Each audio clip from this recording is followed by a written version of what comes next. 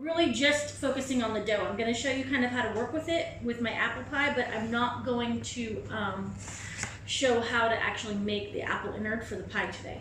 I'm just going to be focusing on the pie dough because really I believe that the pie dough is what makes the pie in that first bite.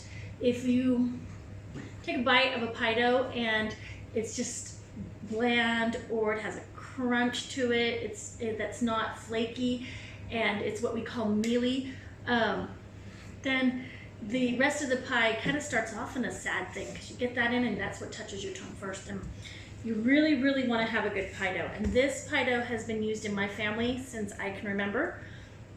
I have seen other variations that are similar but not the same, and I highly, highly recommend it. My mom always called it the no-fail pie dough. That's probably what it was called when she got the recipe. And it really is an awesome pie dough that works all the time. Hannah is my helper today. She's with me, and so you'll be hearing her voice. If you have any questions, yo, what's up? Please make sure to type them in and she will relay them to me. As always. Now today we're going to be working a little bit backwards because I want you to see what this pie looks like when it comes out of the oven, and the apple pie takes a while. So we're going to actually start with rolling out the dough and filling this pie shell up and then getting it in the oven right away, and then we're going to go back to actually making the pie dough. So kind of know that, so when you come in and you see me rolling it out or you watch me do it, you go, oh, she hasn't shown me how to make it. So that's what we're starting with. I rolled this out earlier. This is my deeper pie dish, which I use for apple pie. And I've left all the ends ugly and loose here because I want to wait until I put my topping on to trim around and make it look pretty. Otherwise, I'm trying to pull and meet the edges. So this is what we're going to start with. I also already made my pie filling, which I will talk about as we roll this out. And this is my previously made pie dough in its circle. Now, one of the things that people do a lot, and you see a lot online, is they'll put lots of flour down and you'll roll the pie dough and you'll put lots of flour on top and you'll keep rolling it. The problem with that is that the goal of a pie dough, it's a pastry, and the goal is that it will be delicate and that it will fall apart in your mouth. You do not want it to have a heavy, floury feel or taste. So, the way I roll mine out, and I reuse plastic. I reuse the plastic I wrap it in and everything. So, is I put a piece of plastic wrap down on my counter. And I take a piece of plastic wrap and I put it over the top of my pie dough. And I've got my rolling pin. So, pie dough is soft, even though I've taken this out of the refrigerator. This one I made ahead of time and refrigerated. We'll talk about that. You don't want to push down, because if you push down, you're going to get it'll sink really fast, and then it's a mess to deal with. It's gentle. You don't need a lot of pressure, and you go from the middle out. The reason that you do that is that you want to be able to control the spread of your pie dough. It is easier to handle your pie dough, especially when you're trying to put it into your pan, your pie tin, if you have it in the shape you want it to be. You can cut pieces off, press them in here, but it doesn't usually go together well, and they go through. Now, also, when you come to the edge, you don't want to keep pressing down. You want to let up as you come to the edge. Otherwise, you'll get these really thin edges, and they won't be even. So you do even pressure as you go through. And that's it. That's right there. Now look, the part that was on the counter stuck to the counter, but right here, this comes right off. And the thickness, you can use, I have rings that go on these and you can use those, but really it's where you can't see through the pie dough, but it's just like, I'd say a quarter, or between an eighth and a quarter of a millimeter. Or, yeah, centimeter going through. So as it goes through, I don't know how to do metric. It confuses me so much. So what I'm doing with this pie dough that I've rolled out is I'm going to top my apple pie. Now I could, so I've got my apple pie filling here. What's in this pie filling is apples. I use Granny Smith. Those are my favorite because I like the tart. You can use a mixture. You just want an apple that's not going to go mushy. You want it to kind of hold its own. I've done apples. I believe I had 6 for this one. And then I use cinnamon sugar mixture that I make up. I use it for my cinnamon rolls and everything. So that recipe works great. I use about a half a cup of that. And I put it on and I use half of a lemon. And then I put 2 tablespoons of flour, and I mix that together, and then I let it sit because the sugar will draw the moisture out of the apple and it'll make a sauce, and that's going to be that really nice caramelizing sauce. The reason you put the flour in is so that it will thicken the sauce. Otherwise, when you cut in, your apple pie will be juicy and will come out all over. So you have to cook your apple pie to the point that it brings it to a boil. So we cook it at about 200 degrees and for about 45 minutes. Sorry, Celsius or Fahrenheit? Oh, sorry. So it'd be 200 degrees Celsius. That would be 400 Fahrenheit. Yes, question. Someone says, do you weigh out how much you want for each crust? I don't. Every time I make this, I just cut it into fourths, because each one of this recipe makes 4 pie doughs. If you're doing single crust pie doughs, if you're doing toppings, it'll make 2, enough for 2 pies if you're topping it. I'm looking for, so this one, you could take this now, and I could just flop it right on top. If I did that, I'd just flop it on here like this, and I'd adjust it because it's there. Take it off, make cuts in it, and that would be great. You need cuts in it to do the steam, otherwise it will break open at the edges and it'll crack. But with this one, what I'm gonna do is a really pretty thing. Hannah always does this, is I'm gonna take a cutter and I'm gonna cut circles out of it, and I'm gonna layer those circles all over the pie dough. It's really pretty, it's really unique. You could use a leaf cutter, any cutter you want. You could do heart cutters, any cutter you want. Now, what I usually use, this one is a fresh made pie dough. What I usually use for the top are what we call the mealy pie dough. What mealy pie dough is, and I'm gonna start, should I start in the center? I'll start outside, we'll layer it outside. Is I'm gonna, oh, where's my egg wash? Oh, here. I just need my, I have a little egg wash here. I'm just gonna put that on the edge. So that helps it stick. Mealy pie dough is when you've really worked the pie dough. What that means is that it's not gonna puff as much and have as much flakiness. And usually that's the pie dough. When this part's left over, you fold it back together and then you can set it aside. That pie dough's already been worked a little bit, so it's not gonna be quite as tender and flaky. So I save and use that for my toppings, usually. Today I didn't. So all I'm gonna do with these circles is I'm gonna layer them around and around and around. And it'll make a really pretty, pretty, pretty top when you get it on there. The easier thing is to just, plop the whole thing on, make a little cut in the top. You can do any design. You can even have taken this, how I had it before, use a cookie cutter to make pretty designs, and then flip it over. You can put a name in it if you wanted that. You want to overfill when you're doing with fruit because it actually will cook down, so it might sink a little bit. I probably could have put a whole nother apple in this, maybe done 7 apples to make it kind of big and over, but I used what I had for today. So that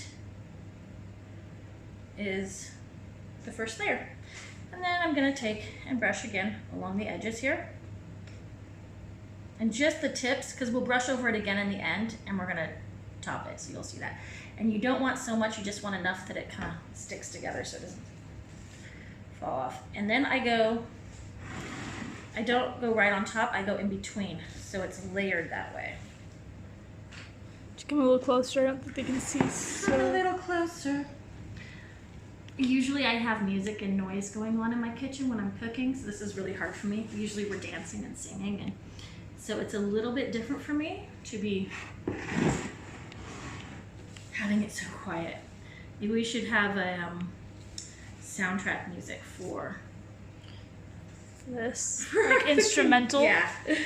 So I'm gonna take all of this and I'm gonna re-roll it out again. I just have a little bit left to fill.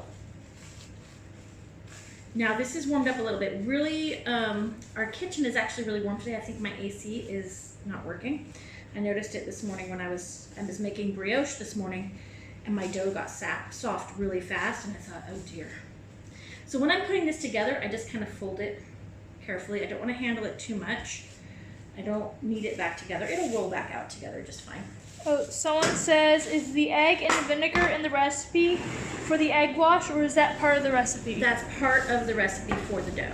That is not the egg wash. This egg wash is only for when you're doing a topped pie. Like I said, I'll go into more recipe parts for the pie fillings in a different tutorial, because I really want to keep these stopped at an hour. I don't want to have it be longer than that. And pie dough, although you'll see it's actually really fast to put together, to show all the techniques and handling, it's going to take time. So again, I'm just going to cut these out. And I love doing it this way. It takes a little bit more time, but it really is such a pretty outcome when you've put them on and made it. I think it looks just beautifully. I want to overlap just a little bit, but see these spaces in here? That's where your steam is going to come out. So you're going to have,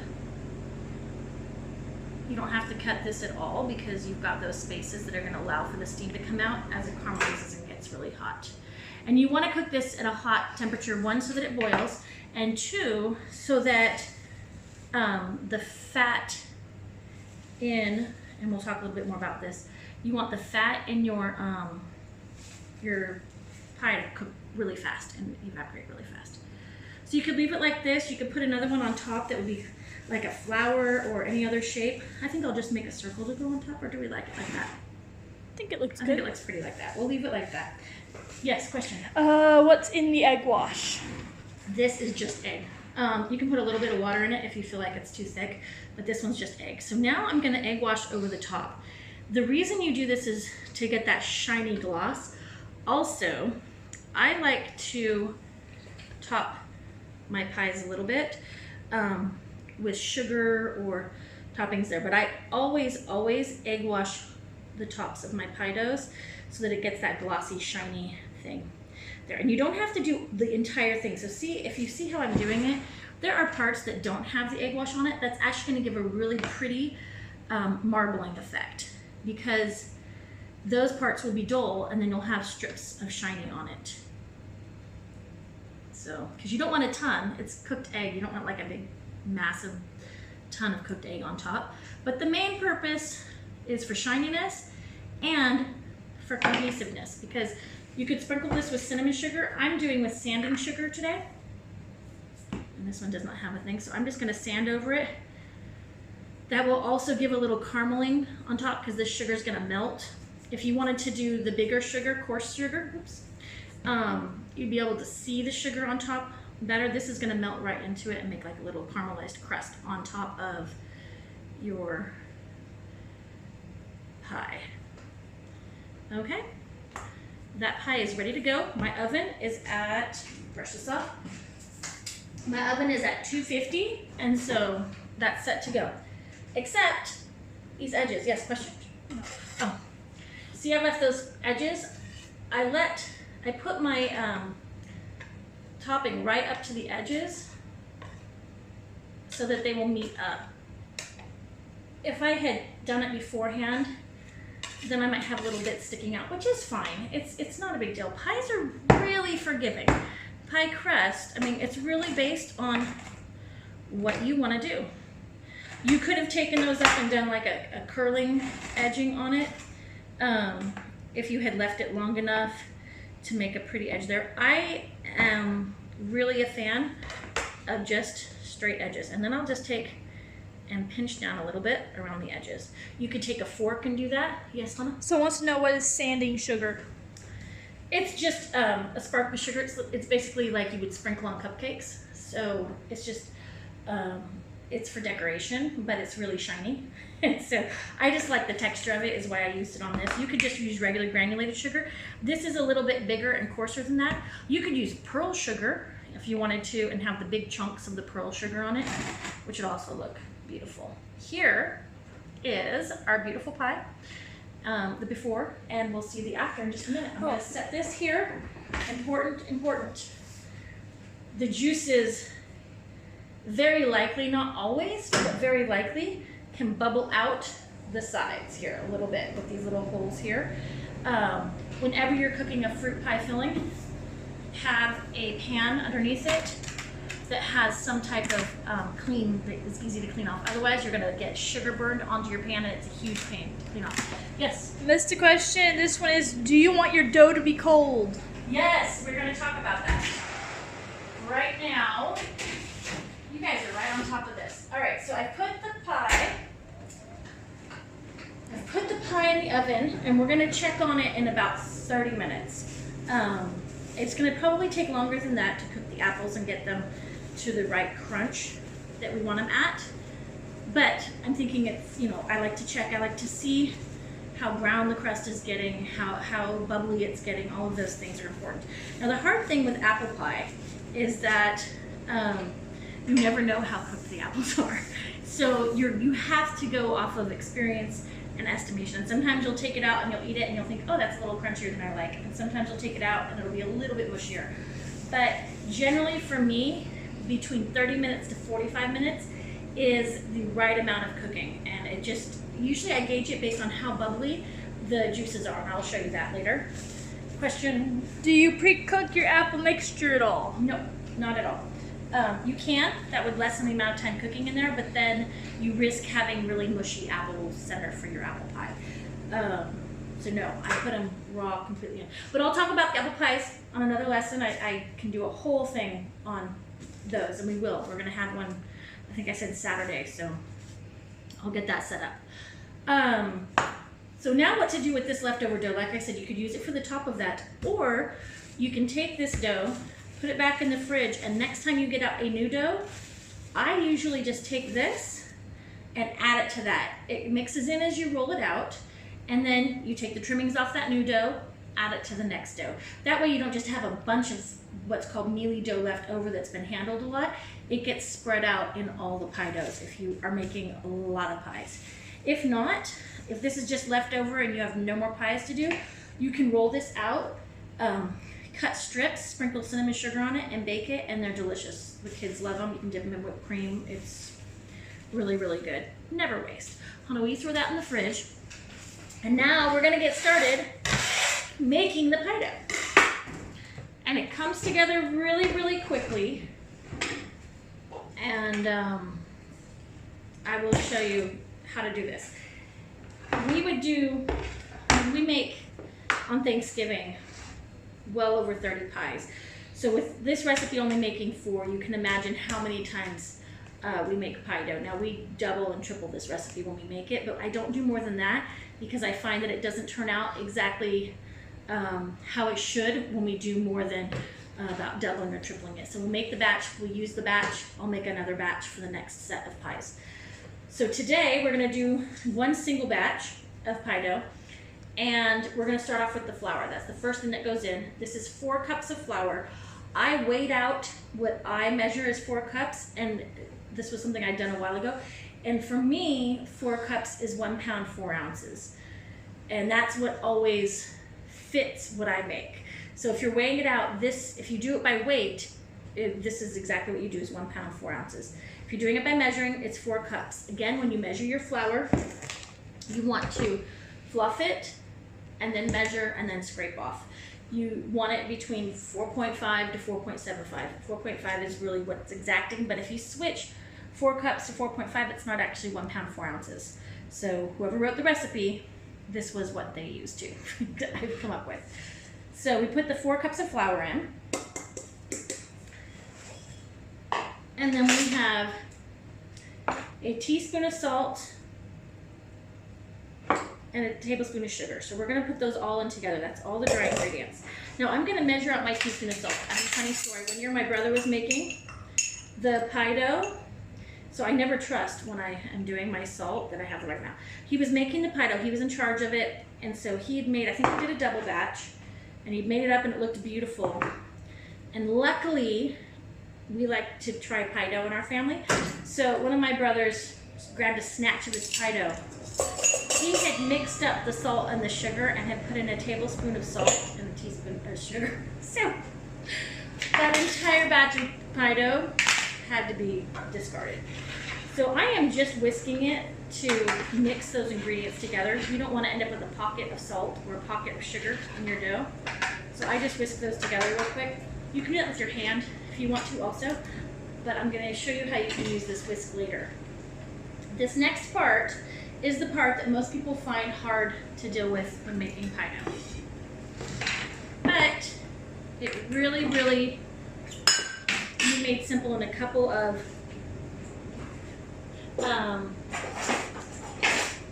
ways. I have here my 1 cup measure. For shortening, you need 1.5 cups. If you weigh it out, it's really easy. It's going to be, it's right here, it's 10.5 ounces. That's what 1.5 cups is. But if you're measuring it out by hand, you're going to want to take this in and get your 1 cup measure. And you want it billowing over the top, because what you're going to do next is you're going to have to sit and press this down. The reason is, can you see this big hole right here? If I just spread this down, you would have a pocket of air. You would not have the amount of fat that you're supposed to have for this recipe, which would then reflect in your pie dough not being as tender and flaky and delicious. So when you do it, and even here you'll see there's a little pocket of air when you scrape out something solid like that. So I'm going to take it and I'm going to press it down and out and press it down. And then I press it down the center and out so that you fill in, because if you just press it down, there's going to be that pocket. You've got to press down and out. Down and out. And now I'm going to start cleaning it off a little bit. But you want to make sure that you get those all filled in. So that very first one where you see if there's a little hole thing, you're going to press it in and then pull it out and then fill in the top. Now I always scrape with a knife because it is an exacting recipe. Or you can weigh it, and if you put in 10.5 ounces, it's good. Now we're going to plop this into here, but I am going to cut it into some pieces so that it doesn't, and that's easy to do from there. And you can see when you're cutting it into pieces if you've got a hole. I had a teeny tiny one, so I hadn't worked it down enough. But it wasn't big enough for me to worry about. But you don't want a big, huge hole in the center of your shortening. You'll be way short on the shortening. Still need a 1/2 cup. This is one reason that I love to weigh out my fats, is because of this issue of having to measure fats this way.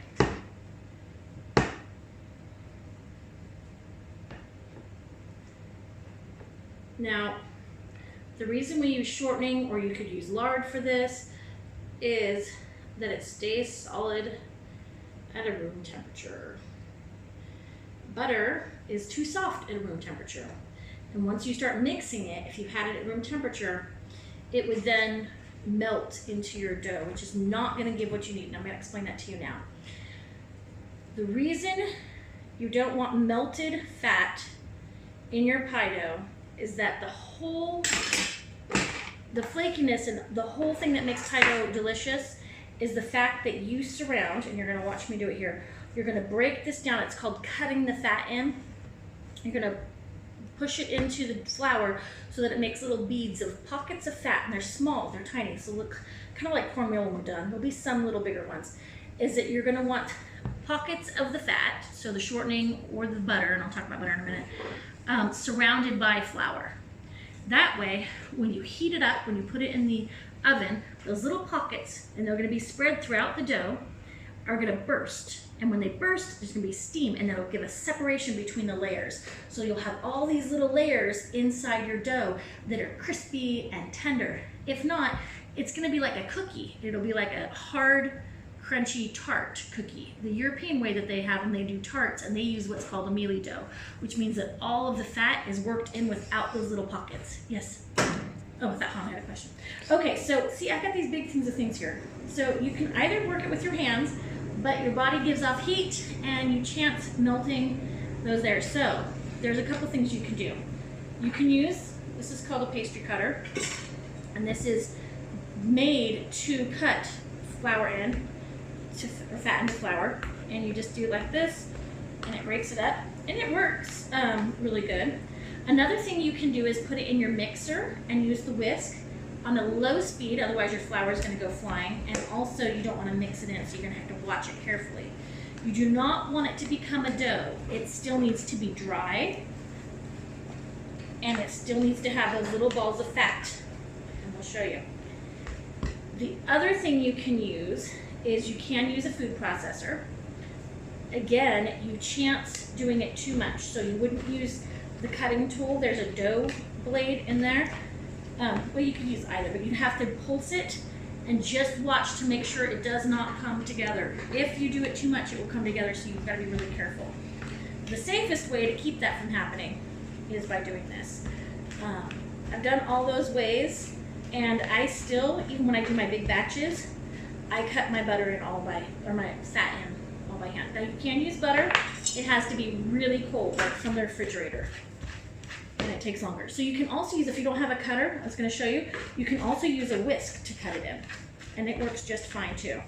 And if you see, the fat is getting into these balls. This is too big right now. It's still too big. So what I do is I break it up with my hands. But I barely let it touch my hands because of the aforementioned heat. The fat is a little bit protected right now because it's surrounded by the flour, so I'm not going to melt it. If I had started doing this right away, first of all, half the shortening will be all over my hands, and the shortening will be melting because it wouldn't be protected from the flour. All I do is lift it, and I wiggle my fingers. This is a great fun thing for kids to do, except then they start grabbing. So you don't press it together because you don't want it to form into a dough yet. You just want to surround the fat with the flour mixture, and it's almost there. It's starting to resemble cornmeal.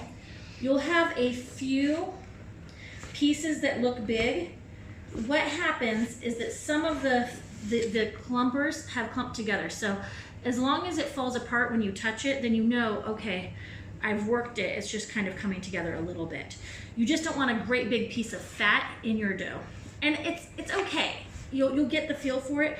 You're probably, the first couple times you do it, you'll get some fat in your dough like that. It's not going to kill it. It's just that it will melt and it won't add to the poofiness. You need little ones that are surrounded by the flour. So I do it, and this one looks good. If you see it, it's there. Now again, you can use butter. There's a couple of variations of dough that you can use butter with. With this one, I don't, because, and here's the hard thing with swapping out butter and shortening. Butter has a higher water content than shortening does. So you're going to have a very different end product if you use the butter. I do make pie dough with butter. I just don't usually make this pie dough with butter. I would need to adjust the amount of butter used and the amount of water used in the next stage because of that fact. So see how, can you get a good close-up look at that? You'll be able to see it in my YouTube video when I do it. It's just, see, it's all crumbling together. That's what you're looking for. If I do that, because see, you'll see a big piece, but really it crumbles when I pick it up. It's not really a big piece of fat. It's just those pieces coming together. So that's what you're looking for. You do not want it in a big ball yet. Then I make a little hole, not a hole, but like a divot inside, a little canyon, inside my dough. And I'm going to make my wet mixture. So this is a different wet mixture. There are many pie doughs that just call for water. A couple of reasons why this is not mixed together already is that you want it to be super cold water and you want it to be a cold egg because you do not want to warm up your pie dough mixture. And I had a bowl out here. I'm not seeing, oh, here it is. Okay, so I want a half a cup of water in here, which is 4 ounces, and I'm just gonna weigh it out here. It's just easier for me. But you don't have to weigh it. You can just do a half a cup measure, and I do a little more. Yeah. So I have a half a cup of water here, and then I'm just gonna add in an egg, and then I'm gonna whisk it well. I wanna mix the egg up first because next I'm gonna put in vinegar. Vinegar is acidic, and if I throw the vinegar in there and the egg hasn't been mixed with the water, it's gonna actually start cooking the egg, and you'll end up with little tiny bits of cooked egg white and stuff in there. This is also why I don't make it ahead of time a ton. Sometimes I'll mix it together and put it in the fridge to this degree, but I always add the vinegar last so that it doesn't curdle the egg and start cooking it. Mixing it with all the water, give it there. I can smell that apple pie cooking. Seriously, you need to all be here to help me with that because it's good and it smells wonderful. And I didn't have lunch yet, so it's not good to cook like this when you haven't had lunch. It's like going shopping when you're hungry and you walk by the chocolate aisle, especially here in Abu Dhabi. And the chocolate, I think it's 2 aisles. Like there's a whole big aisle full of chocolate and European chocolate. It's insane to resist. Sorry. Oh, the vinegar. Thank you. You can just speak right up. I get talking, I'm going to forget. You can tell me. This is really important. Here we go. Where did it go? This helps with the tenderness and flakiness. So you're going to put a tablespoon in. You can use any kind of vinegar. I like the tanginess of apple cider vinegar, so I use it, but no, you can't use any kind. Don't use balsamic vinegar in this, unless you're making a savory pie. The reason I use apple cider is I like the flavor of it. White vinegar is the other vinegar you could use. So I just mix that in. I stir it, and I'm going to pour it right here, and I'm going to leave it for just a minute to soak in. Otherwise, it becomes a really big sticky goop, and I have to handle it more. And at this point, your goal is to handle the dough the least amount possible. Why is that, Hannah? So that way you don't heat up the shortening, and also so you don't make gluten connections? Yes. So heating up the shortening, yes, is one, but the main reason is for the gluten strands. You do not want chewy pie dough. You want flaky, tender pie dough that when you bite into it, it just flakes off in there. Yes? Would non-gluten flour work for this recipe? I haven't tried it, so I can't say. Definitely.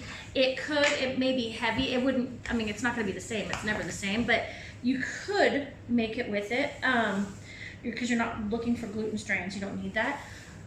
So I'm assuming you could. If you guys try it, let me know how it works out.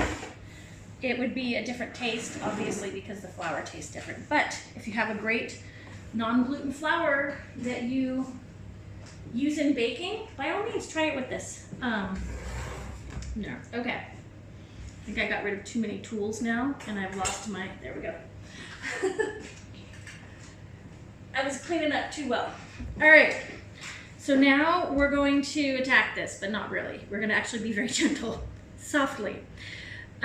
You have the mixture in there, and you start to kind of fold it in to the dough, meaning you take from the outside and just flip it over the center. The center right now is super gooey. All you're trying to do is bring this dough together. If you're doing this part in the mixer, so say that you had cut your shortening in using the whisk paddle and it was all crumbly and ready to go, and you pour this in, you would change from the whisk paddle, from the whisk attachment to the paddle attachment. And then after you do that, you would just very low, on the lowest setting, turn it on for like a very short time, just till it comes together. So now I'm using my handy dandy bowl scraper, which I love. I should seriously own stock in these because I talk about them all the time, ad nauseum, but they really are the best thing. They're the best thing for this. You get it all in, and see how it's starting to come together? You're just, I'm just trying to get all that flour wet. Really, that's the purpose. Now I'm gonna take it out here onto my working surface, and I'm just gonna squeeze it together. I turn it, and then I'm gonna push it down again. And at first it's gonna seem a little bit crumbly. Do not add water. This recipe is perfect as it's done, just like this. If you had a heavy hand in weighing your flour, then I could see if it's crumbly.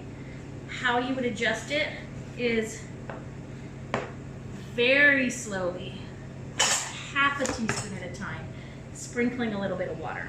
But what I'm gonna do here is, I know it's wet inside, and sometimes you don't realize that, is I just opened it up and then pressed it into the flour and then pressed it in. And this is it, this is done.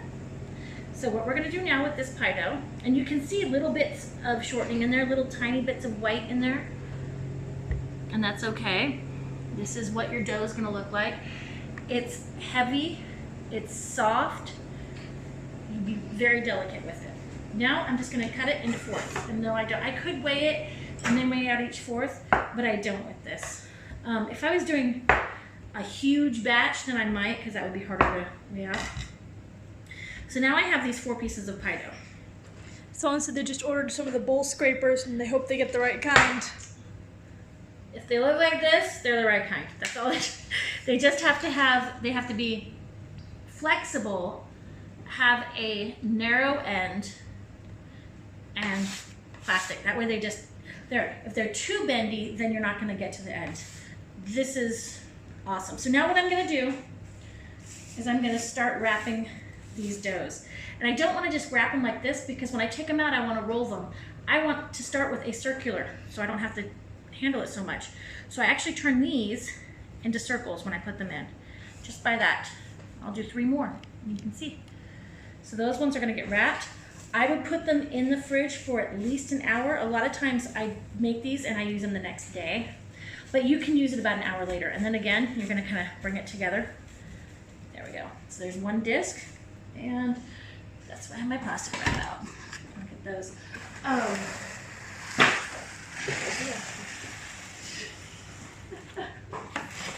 It's like a merry-go-round. But definitely those there. I think that is smelling so good. In just a second, as soon as we're done with these, we're gonna go check on our apple pie. You need to go take a look quickly? Yeah, you can take a look real quickly. Hannah's gonna check out the apple pie. What do we think? Almost there. Almost. Nice brown. She knows. She's had the experience. My kids are, yeah. They are big helpers in the kitchen. They are great, great helpers. I teach them the terminology young, and then I can, remember, Lissy's just starting to get there. Okay, so that's the next one. You gently do it. You don't want to press too much. You don't want to heat them up too much. You handle them the least amount possible at this point. I once had, there we go. Someone asked me, you know, do you need your pie dough? I said, no, no, no. If you need the pie dough, it's no longer pie dough. It's now bread dough. It would be very, very tough pie dough. Oh, we got a question. What's your favorite type of pie? Oh, that's a really hard one. I like classics. I really love pumpkin pie. I really do. As long as there's as much whipped cream as there is pie. So really, I like pumpkin flavored whipped cream. I think that's what it is. But I really do love pumpkin pie, but I only ever make it at Thanksgiving. I love dark chocolate cream pie. It's my favorite. We have recently made, what was my favorite one? We did this last year. One of the favorites at the pie party is your creme brulee one. Yes, that is always a favorite. I do the creme brulee part. And I like that because I really love the berries in it.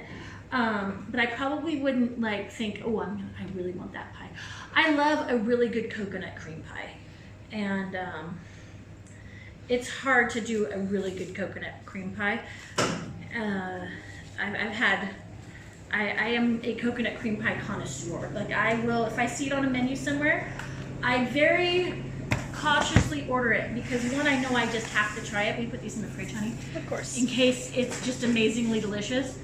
But also, I don't want to be disappointed because I really love a good coconut cream pie. To me, what makes a good coconut cream pie, I do not like meringue. I know people like meringue. I am not a fan. I would much rather have whipped cream or marshmallow or ice cream. Like if I did a marshmallow topping on it. I think meringue is too sweet and it's just not my thing. It's very pretty and I'll put it on top of some pies, but it is not my thing. But I like whipped cream on my coconut cream pie. I like to make it with half coconut milk. I don't do it with all because it has a harder time congealing, so I do half coconut milk. And I love doing it with fresh coconut if I can get it. And I love putting a little coconut in the crust. Will you get me out one of the refrigerated ones? Sure. I'm gonna show you guys to roll this out again. See here? Okay, bring the camera over here. That's not even, I'm gonna turn it actually. And this is what you might need to do. So, sorry. I'm gonna turn the pie dough. In fact, should I just take the whole thing out and show it to them? Sure. I'll do that. Just take it out. Hold on. It's looking beautiful. Wait a second. So I'll go back over here. Yeah, just go back over there. I'll take it. So what are your guys' favorite types of pies? Yeah, what is your favorite pie? Comment below. Or yeah, please comment below on it. So this is getting there. Look at this. It's got the beautiful golden. Here on the top, you can see the sugars sparkling in there. But this side is darker than this side here. So I'm actually gonna flip it around so that I can get this side done and this side doesn't burn. It doesn't have juices coming out yet, and so it's not quite ready. I think it needs a little bit more time. So put it in while we roll these out.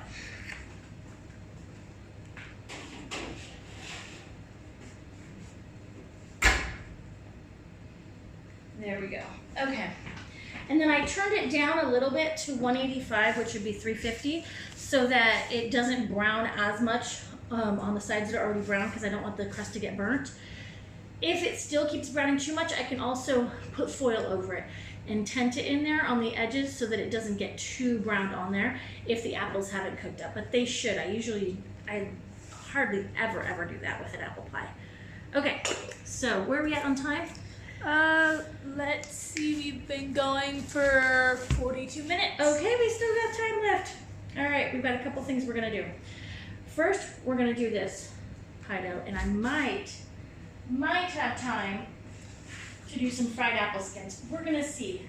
If not, I might just pop back on Instagram if you wanna stay, and we'll do a second video of that. And I'll tell you that story later after we're done here. Oh, will you open this up? Oh, sure. The reason I'm getting popcorn out is that I'm going to show you how to heat up oil. And you know, if you don't have a deep fryer, a lot of people don't, in here I've just put probably about an inch of oil, vegetable oil, and I'm heating this up on medium heat. When the popcorn pops, that means it's at temperature. So that's a little trick to know.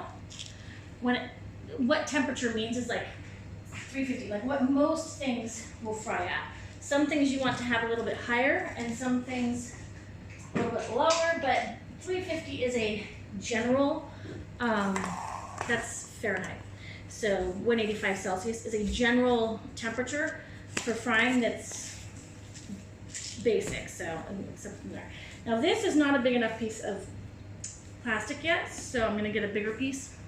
I think I wrapped one of the other ones up in a bigger piece of plastic. So again, I'm going to show you how to roll out a pie dough for a single pie crust. Move that back on. This has been chilling in the fridge for an hour, or over an hour, and I'm just going to move slowly. Can you guys see this real good? So I go from the center out. I let up on the pressure when I get to the edges so that I don't end up right there. Now here's something happening here. Sometimes the dough will roll over the top layer of the plastic and then it won't be able to roll anymore because it'll make a pocket. So every once in a while I lift the edges there like this to make sure it's not doing that. There we go. Just lifting the edges. So that's all I'm doing. It really is, plastic wrap is the way to go when you're rolling out your pie dough. No flour, no mats, you just use this. And oftentimes, because I wrap all of my doughs in plastic wrap, I just use that. So I'll unwrap it, put it down, and use the same wrapping a second time for the dough to wrap on top. I reuse and reuse and reuse it for all the pie doughs that I make at a time. Now, if you're only making one, there's there. And the downside to this recipe is it makes 4. But after you've refrigerated it, if you don't use it within a day or 2, you can freeze this dough. It freezes awesome. The dough that I used for the bottom of the apple pie was actually one that I had made a couple weeks ago, and then I just had an extra one, so I threw it in the freezer to use later. So I just wrap it really well. It's wrapped in the plastic wrap, and then you can just put it in a baggie and put it in the freezer, or if it's wrapped well enough, you can set it straight in there. All right, so here we are with our circle with some edges there. And I have these pie tins. You can use pretty, pie tins, whatever, but I'm using these right now because this is what I have here. I'm going to spray the bottom. I know that seems strange because of how much fat's in there, but the fat is inside. It's not coming out to keep it from sticking. So a quick, very light spray. I'm gonna take this pie dough